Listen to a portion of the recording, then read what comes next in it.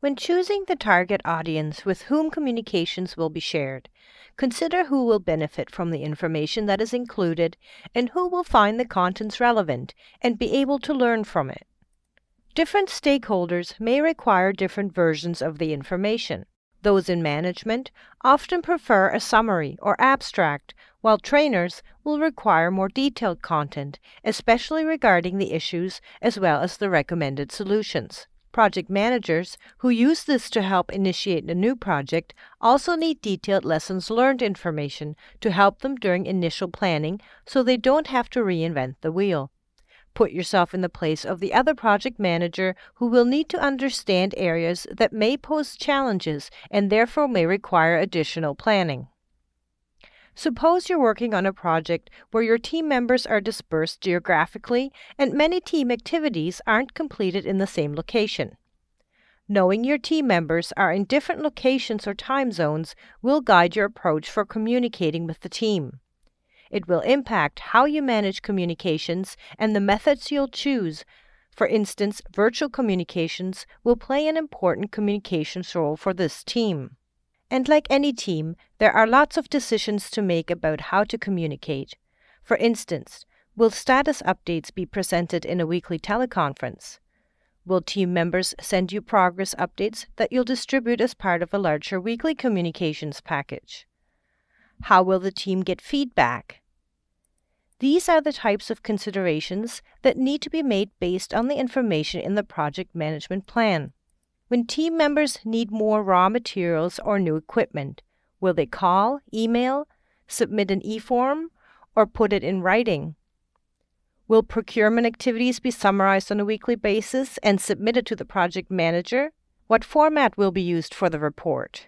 Making sure the plan includes these types of details will improve the effectiveness of project communications. One source of information that is likely to be used during a communication requirements analysis is your company's organizational chart. The org chart, as it's often called, can help you quickly determine your stakeholders' positions within the organization and their reporting relationships.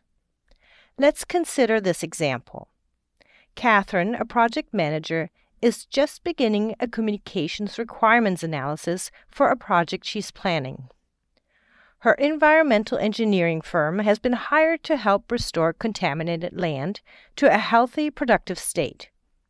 She's consulting her company's org chart to help her determine the communication needs of the project stakeholders. Stakeholders at the executive level typically want summarized information about overall project status and performance.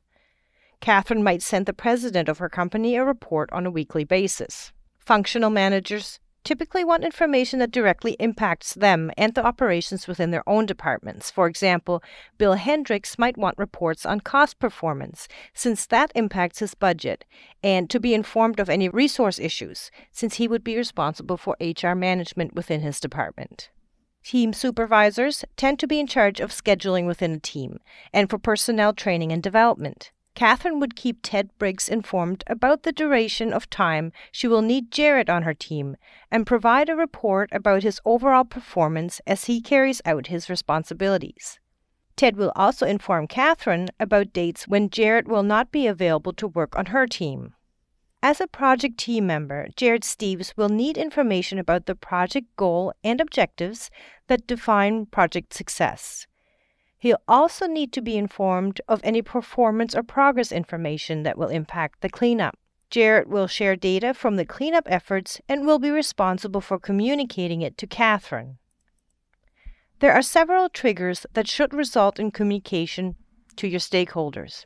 These include audits, project planning, project change, risk register updates, milestones, schedule changes, task initiation or completion, stakeholder changes, gate reviews, business continuity response, incident response, or resource changes. Let's talk for a moment about when and how to share information. Briefly, there are a couple of guidelines for when to share your information. You may report frequently throughout the project when it's clear the information would be valuable to the team, and as early in the project as information starts to become available. Why let helpful information sit if you can nip a problem in the bud before it becomes a big problem? Or let the team know that goals are being met so you can keep morale high. One note of caution: the potential security and confidentiality aspects of raw information must be taken into account when information that has not been formally approved is distributed.